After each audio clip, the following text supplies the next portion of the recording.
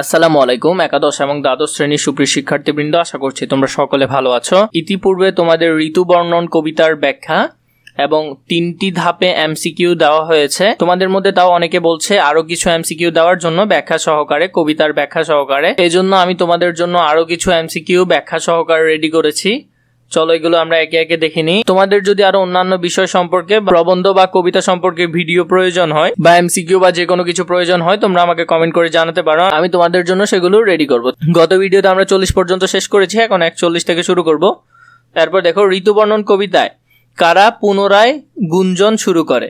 এখানে কারা, কীটকুল হবে উত্তর। কীটকুলরা আমরা কবিতার মাঝখানে দেখেছিলাম। ধাতরি শিখিনী রব অতিমন ভাই, কীটকুল রবপুনি ঝংকারে ঝংকারে, তাহলে এখানে কি হবে, কীটকুল হবে। তাহলে কবিতায় পুনরায় গুঞ্জন শুরু করে কীটকুল। এরপর দেখো, ঋতুবর্ণন কবিতায় কিসের ডাকে যুবকের মনে ভয় হয়। কিসের ডাকে, এখানে উত্তর হবে কীটকুলের ডাকে। কবিতার এরপরের লাইন ছিল, শুনিতে যুবক চিত্তে হরষিত ডরে। হরষিত মানে ভয়ে, ডরে মানেও ভয়। এই জন্য কীটকুলের শব্দে কিছুটা ভয় লাগছে, কিছুটা ভালো লাগছে। যেমন বর্ষার সময় যখন সব দিকে বিভিন্ন ব্যাঙ, ময়ূর বা ছোট ছোট কীট পতঙ্গ ডাকে, তখন অনেকের ভালো লাগে, অনেকের ভয় লাগে, এই ধরনের ব্যাপার। এরপর দেখো, ঋতুবর্ণন কবিতায় শরতের আকাশ কেমন হয়। শরতের আকাশ হয় নির্মল। আইলো শরৎ ঋতু নির্মল আকাশে। এখানে যে শরৎ, শরৎ শব্দটি শরৎকাল হিসেবে ব্যবহার হয়েছে, তাহলে নির্মল আকাশে, তাহলে আকাশ কেমন থাকে, আকাশ নির্মল থাকে। তাহলে উত্তর কি হবে, নির্মল আকাশে। ঋতুবর্ণন কবিতায় নির্মল আকাশ কোন ঋতুর, এটি তো বলতে হচ্ছে না, শরৎ ঋতু। এরপরে দেখো, ঋতুবর্ণন কবিতায় কোন ঋতুর আগমনে নতুন পাখির মনে কৌতূহল জাগে, এটিও শরৎ হবে।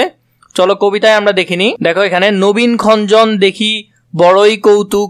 এখানে নবীন খঞ্জন, খঞ্জন হলো এক ধরনের এক জাতীয় চঞ্চল পাখি, এবং এগুলার দেখে বড়ই কৌতুক জাগে যুবক যুবতীদের মনে। এই যে পাখির কথা বলা হয়েছে, তাহলে এটি উত্তর হবে কি, শরৎ ঋতুতে নতুন পাখির আগমন হয় কোন ঋতু, শরৎ ঋতু।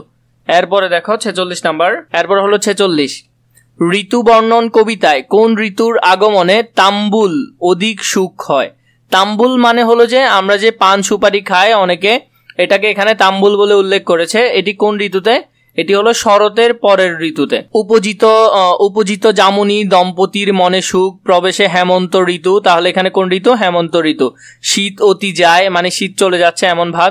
পুষ্পতুল্য তাম্বুল অধিক সুখ পায়। তাম্বুল মানে হলো এক প্রকার পান সুপারি, চুন ইত্যাদি সহযোগে খাওয়া হয় এমন, তাহলে এটি কখন, হেমন্ত ঋতুতে। তাহলে উত্তর কি হবে, উত্তর হবে হেমন্ত ঋতু। এরপর দেখো, ঋতুবর্ণন কবিতায় কিসের ভয়ে সূর্য লুকায়। এটি হবে শীতের ভয়ে সূর্য লুকায়। এরপরের দিকেই ছিল, শীতের তরাসে রবি তুরিতে লুকায়।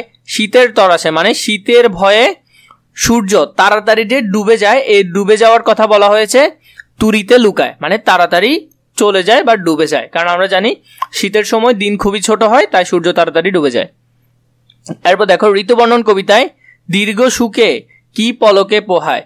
রাত পলকে পোহায়। আমরা এখানে যে দুটি দম্পতির কথা দেখেছি, সেখানে ওরা বলেছে অতি দীর্ঘ সুখ নিশি পলকে পোহায়, মানে এত বড় রাত, কিন্তু তাও তাদের দম্পতিদের মনে হচ্ছে যে এই রাতটা এক নিমিষেই চলে গেছে। ঋতুবর্ণন কবিতায় পুষ্প সূর্য ভুলে কেমন কাপড় পরিধান করার কথা বলা হয়েছে। এখানে হবে বিচিত্র বসন, মানে এতক্ষণ যে আমরা সব ঋতুতে দেখে এসেছি, গ্রীষ্ম বর্ষা এগুলোর সময় আমরা নর্মাল কাপড় পরতাম, কিন্তু শীতের সময় বিচিত্র অন্যরকম যে ভারী ভারী কাপড়গুলো পরার কথা, এজন্য বলে পুষ্পসজ্জ ভেদ বলি বিচিত্র বসন, ভারী কাপড় পরার কথা বলা হয়েছে এই শীতের সময়। ঋতুবর্ণন কবিতায় উড়ে উড়ে কি নিবারণের কথা বলা হয়েছে। এখানে শীত নিবারণের কথা বলা হয়েছে শেষের দিকে। উড়ে উড়ে এক হইল শীত নিবারণ, তাহলে এখানে কিসের কথা বলা হয়েছে, শীতের কথা। এরপর দেখো, ঋতুবর্ণন কবিতায় দাম্পতির মনে চেতন অনুভব হয় কিসের সৌরভে। এখানে হবে কাপুরের সৌরভে। আমরা দেখেছি কাপুর মানে একটি সুগন্ধ জাতীয়, কাপুর মানে হলো যে শুভ্র গন্ধ দ্রব্য বিশেষ, তাহলে এটির কারণে কি হয়, মনে চেতন অনুভব হয়। এরপর দেখো, ঋতুবর্ণন কবিতায় প্রথম লাইন কোনটি। ঋতুবর্ণন কবিতায় প্রথমে বসন্ত ঋতু নবীন পল্লব, এটি আমরা সকলে পারবো, এটি হলো এই কবিতার প্রথম লাইন।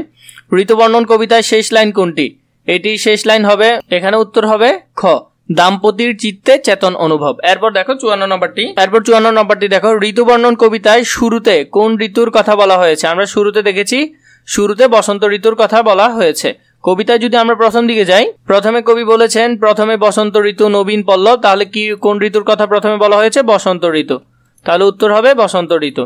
ঋতুবর্ণন কবিতায় চরণ সংখ্যা কত? চরণ সংখ্যা হলো 32টি। এটি আমরা আমাদের ঋতুবর্ণন কবিতার প্রথম ভিডিওতেই দেখেছি। ঋতুবর্ণন কবিতায় শরতের বিদায় কোন ঋতু আসে? আমরা দেখেছি শরতের বিদায়ের পর হেমন্ত ঋতু আসে, কবিতায় দেখা গিয়েছে সেটি। ঋতুবর্ণন কবিতায় মেঘ গর্জন করে কোন সময়? মেঘ গর্জন করে বর্ষার সময়। ঋতুবর্ণন কবিতায় কয়টি ঋতুর বৈশিষ্ট্য আছে? ঋতুবর্ণন কবিতায় মোট 5টি ঋতুর বৈশিষ্ট্য আছে। ঋতুবর্ণন কবিতায় কয়টি ঋতুর নাম উল্লেখ আছে? ঋতুবর্ণন কবিতায় 5টি ঋতুর নাম উল্লেখ আছে। ঋতুবর্ণন কবিতাটি কোন কবির লেখা? এটি হলো যে আলাওলের লেখা। এছাড়া যদি তোমাদের বিভিন্ন প্রবন্ধের ভিডিও প্রয়োজন হয়, তোমরা আমাকে কমেন্ট করে জানাতে পারো, আমি তোমাদের জন্য সুন্দর করে ব্যাখ্যা সহযোগে রেডি করব। আশা করছি এগুলো তোমাদের ভালো লাগবে।